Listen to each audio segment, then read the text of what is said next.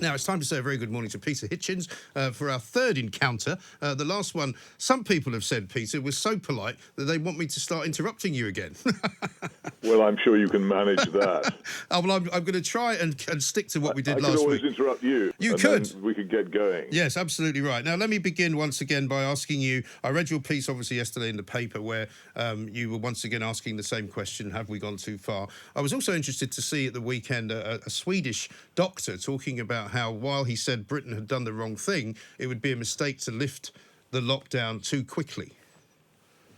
Well, everybody in Sweden doesn't necessarily agree with the current Swedish policy any more than everyone in Britain agrees with the current British policy. The people differ, and there are arguments in Sweden all the time about what to do, but at the moment they're sticking with what they have decided to do, and it's worth examining. As I say, that it helps to make this bizarre picture if you actually look at all the countries which have been affected by COVID-19, which shows that there does not seem to be any particular action which any government has taken which can be shown to have had the effect of reducing deaths or incidences of COVID-19. And that's the real problem, that the whole basis of the government's policy is, which most people have taken as read as being true, that by shutting down the economy and stifling personal liberty, they reduce incidences of COVID-19 so that the pressure on intensive care units is reduced, is actually questionable.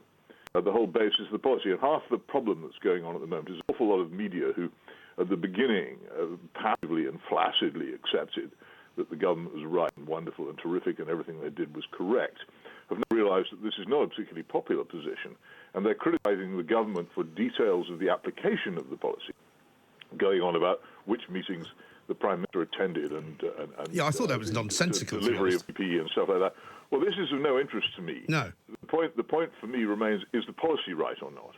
And until there's a general debate about whether the policy is right or not, on serious factual grounds, and on the very serious problem of what is happening all the time to jobs and business and to the economy, which sustains the levels of health which we now enjoy, until that's discussed, we don't get anywhere. And it also sounds from what leak we have from the weekend that the Prime Minister himself is terribly hesitant about trying to reverse the policy we began. So it may well be that we're stuck with this for weeks to come. And that, I mean, it has many disadvantages for those who are undergoing it. I'm a privileged person. For me, it's endurable. I wouldn't want to be living in a small flat in Sheffield at the moment with a large number of children, for instance, nor would I would be doing all kinds of other things. My position is much better than someone in that case, but that's not the only point, the irksomeness of it for individuals. The really big point is this: the longer this goes on, the deeper damage is to the economy. It's like a heart attack. Yeah. If you suffer a heart attack and you go straight to hospital, then much of the damage can be prevented. If you have a heart attack and you ignore it and you let it continue to rip through your vitals, then the permanent damage to your heart and to your health is irreparable. And I see this very much as a national heart attack. Okay, going that's untreated. And until right. people recognize that it needs to be treated, it will get worse. And the permanent damage, leaving us afterwards terribly weakened and limited in what we can do, will be greater and greater. And this is what really frightens me. Okay.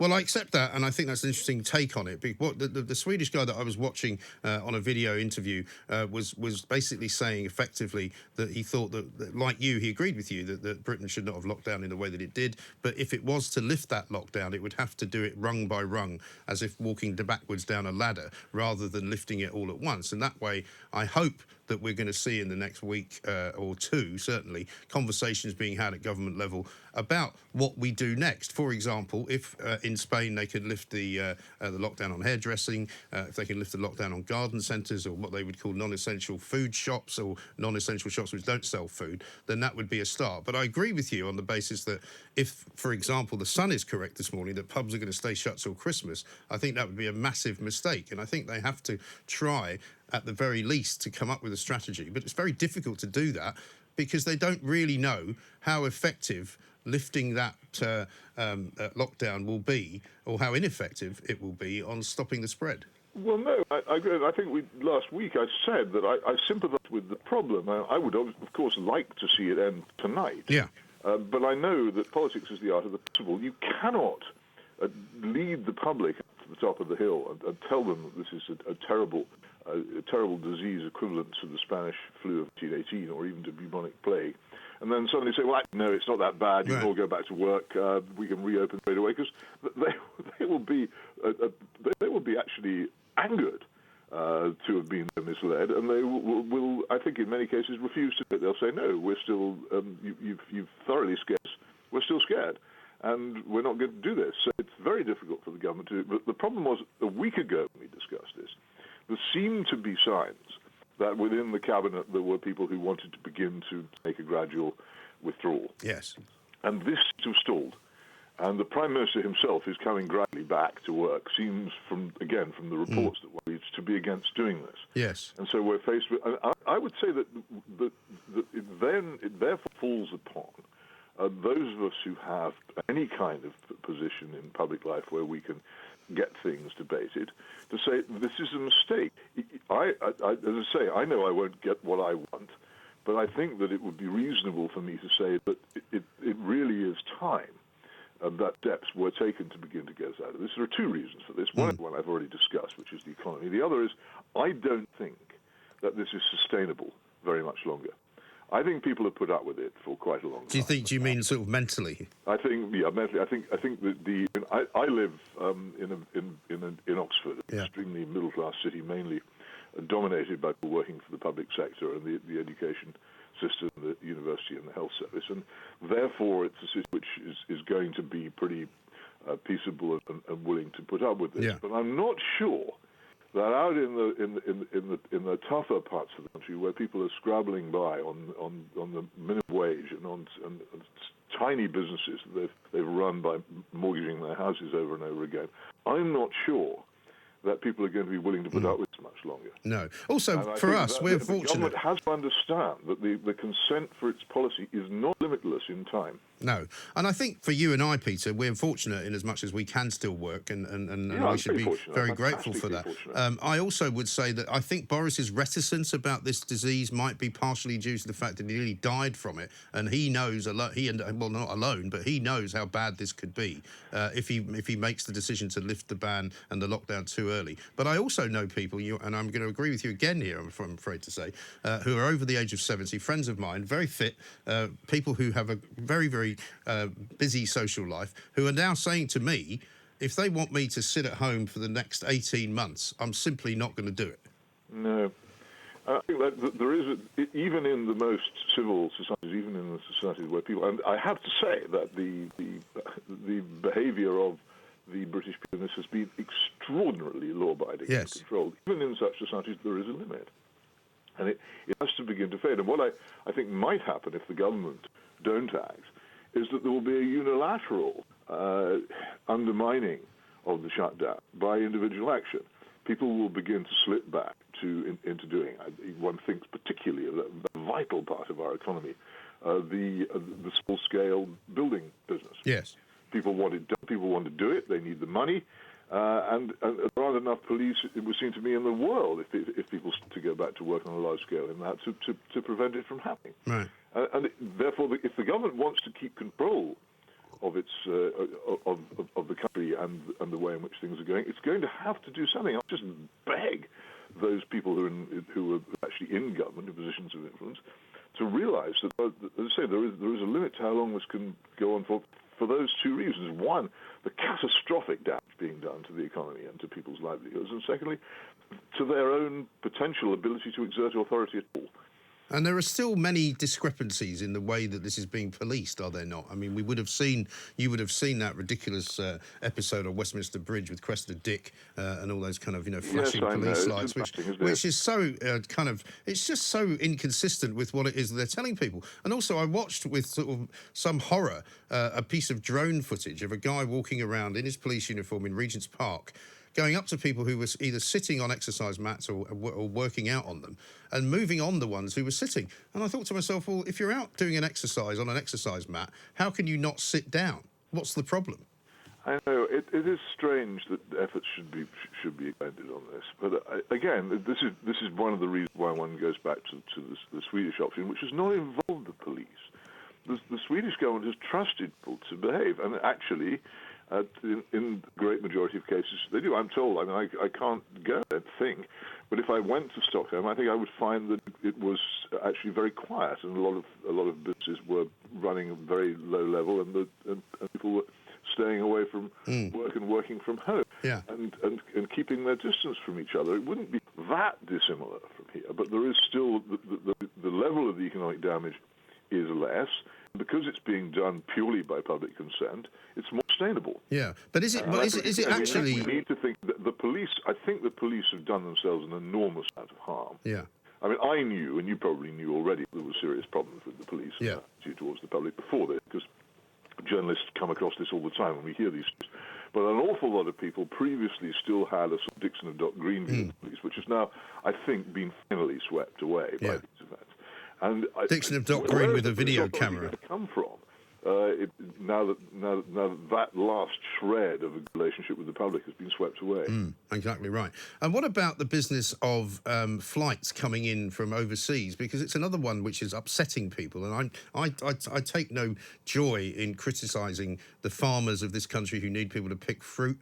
But, you know, the idea that there are plane loads of Romanians arriving at Stansted Airport when people are being told they can't go out. I mean, I personally spent the entire day yesterday sitting in my one-bedroom apartment. I haven't seen my children for 4 weeks because I've taken a view that driving to Sussex is a step too far. I talk to them on the phone. I watch them on videos, and that's fine. But, you know, even I'm a little bit browned off and cheesed off about that. Oh, that must be hard. I don't want to get too mixed up in that. I think that you could probably have a rational policy by which people who arrive in the country were checked on arrival and kept in some sort of quarantine before being allowed to spread out of the country. I wouldn't want the borders of the country to be wholly closed. I know some countries have done this, or from certain destinations. Yeah. And I also, as one must be, always totally wary of this thing becoming getting involved in Tommy Robbins style politics, which I think we all want to avoid. Yeah, no, I don't want to go there either. But I think it's a genuine concern that people have about movement. I don't know how seriously arrivals are being checked.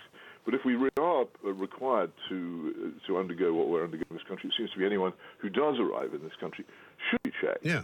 And quarantined before they can be allowed. You know, you can see it would be catastrophic if huge amounts of crops in this country went unpicked. Yes. I get that. But there may be other means. But maybe what we need. I mean, I spoke to a representative of the Farmers Association last week, and he told me that the people coming in have already been tested and don't have coronavirus. Now, if that's so, then that's fair enough. But the issue is still about movement, though. The issue is still if you can bring people into a country, bus them to a farm, let them work there in close proximity to one another. Why can't the rest of us do that? Well, I know. That's the problem. This isn't a difficulty for me because I think the whole thing is fundamentally illogical. As you know, I think that the idea that government and police, basically you can control the spread of a virus by policing, is fundamentally absurd. It is like thinking that you can pass an act to make the Atlantic calm. Yes. These things are not so much under our control. I mean, I believe that the virus had already spread deep into the population long before any of these actions were taken. Yeah. And when people were sent home and told to live at close quarters with their fellow home dwellers, I think that probably led to a spreading of the disease by very close contact and cramped conditions more than anything else. But that's the idea that passing somebody a distance of a few feet in a park is a likely way of passing on a virus has also always seemed to me to be slightly hard. Yes. Well, I mean, this is the advice that we are getting, and I don't doubt that. And I would still argue that the reasoning for this was not to stop people from dying, but to stop people from overcrowding the NHS faculties and the facilities that we have. Well, and I think in that case it's worked. But if you look at the rest of the world, Peter, and I know that you mentioned Sweden a lot, but everywhere else in the world is doing exactly what we're doing. In places like Dubai, where my daughter's living, you know, they have basically a 24-hour curfew. You're only allowed out to get food once a week or every 4 days, I think it is. You need a letter to carry with you in order to show that you are allowed out. You need a mask to wear when you go anywhere in public. And they have basically rated all of their radar guns in the streets so that if you do drive anywhere, they catch you as soon as you move. Yeah, but that's an illustration of the fact that Dubai, despite its flashy image, is of course ultimately a despotism and resorts to despotic methods at the first chance. It's not true about everywhere. I mean, here are some figures, if you'll bear with me. All right. Here are countries which have avoided hard shutdowns. Deaths per million: Japan 1.2 deaths per million. South Korea, again, avoided a hard shutdown, 4.3 deaths per million. Singapore, 1.8 deaths per million. And Taiwan, which is oddly not much mentioned, 0.3 deaths per million. And those that have imposed severe restrictions: Spain at 397 deaths per million, Italy 358 deaths per million, France 256 deaths per million, and the UK, I think the last count, around about 193 deaths per million. Now, there doesn't seem to me to be in that any demonstration that shutting down your economy and stifling civil liberty reduces the incidence of the disease. And you separate the issue of whether the disease kills and the issue of pressure on intensive care. I don't, because actually it is the same thing, basically. If people become serious enough ill to go to intensive care, then we really are talking about the same thing. Well, we're not, no, because what they're actually saying is that if we were to overcrowd the NHS system, if, for example, it became just too hard to handle, as it did become in parts of Italy, then people would die because there wasn't enough equipment or enough oxygen or enough doctors to look after them. And that's the problem that they're trying to avoid, which they have so far avoided. Well, but that's the man who digs a huge trench around his house and fills it with water and says, well, my house hasn't burned down, and that's because I dug a huge trench and filled it with water. There isn't any connection demonstrated between the two actions. Well, I think there is. I think that's why we can say that it's working in that way. You can perfectly well say that the economy is going to suffer and it may never recover, but what you can't say is that their policy to keep the NHS wards with enough spaces in them to look after everyone they need to look after, that has worked. Well, no, what's happened is that the NHS has not been overwhelmed. Yes, so because of the policy. That's something we know. But because of the policy. Wait a minute. This is a vital point here. The intensive care system has not been overwhelmed. Yes, because of the government's policy. But you don't know why that is. It is perfectly possible it would never have been overwhelmed in the first place. No, I think many more people have died than anyone ever thought, and it's affected many more people than anyone ever thought. No, I don't think that. I'm not given to predictions in this, because I don't believe I have any way of predicting the number of deaths. But you have been making predictions. Well, considering that at the beginning of February, we thought... No, excuse me. Let me just say this, Peter. At the beginning of February, we were told that we would have a low-risk factor affecting us. Again, this was what the science was saying, that it was low risk in terms of the deaths that were going to happen in this country. That is no longer true. Well, I don't know. How would you quantify this? And we still have this business where it is not clear, and people who are registered as having died with COVID-19, who died of it. It's still not clear, and I think that anybody who looks at the way in which certification is going on will agree that it's extremely vague. Then we have this other issue, which is another point that this government has been terribly good at grandiose gestures of quarantining the healthy by the million in the homes. But it's been very poor at rather obvious actions of government that could have been taken. Now, what we knew about COVID from very early on was that the people who were most at risk from it were the old. Yeah. So where are the old concentrated in this country? Unlike in Italy and Spain, where they tend to live alongside their families, the old in this country are in many cases in care homes. Yes. And they've only just addressed that. The measure that a rational government would have taken would have been to make absolutely sure that those care homes were kept very, very safe from any danger of infection. That didn't happen. And my guess is quite possibly that if you look at the Office for National Statistics figures of deaths over the past few months, an awful lot of respiratory deaths are recorded, but COVID doesn't begin to come to being recorded until very recently. Now, I don't think that's necessarily true. I think quite possibly there were COVID deaths already happening Yes. quite possibly in care homes, long before anybody recorded them as such. Yeah. And their numbers of those are probably considerably higher than we've had. And we're not going to be counting them because... we've got an undercount of genuine COVID cases. Right. But we've got overcount of COVID cases in other places which are quite possibly just people who died. Which tells you, Peter, that we are in a much worse place health-wise than we thought, and which means this is a very dangerous virus, which means I think that we still have to keep the lockdown in place. I'm going to let you go, though, because we're out of time, sadly. We'll get you back again, same time next week. Peter Hitchens, columnist for the Mail on Sunday. That was, once again, round 3. We may get you to start adding up the points if you wish. But at the moment, I think we are still in a bit of a period of the unknown.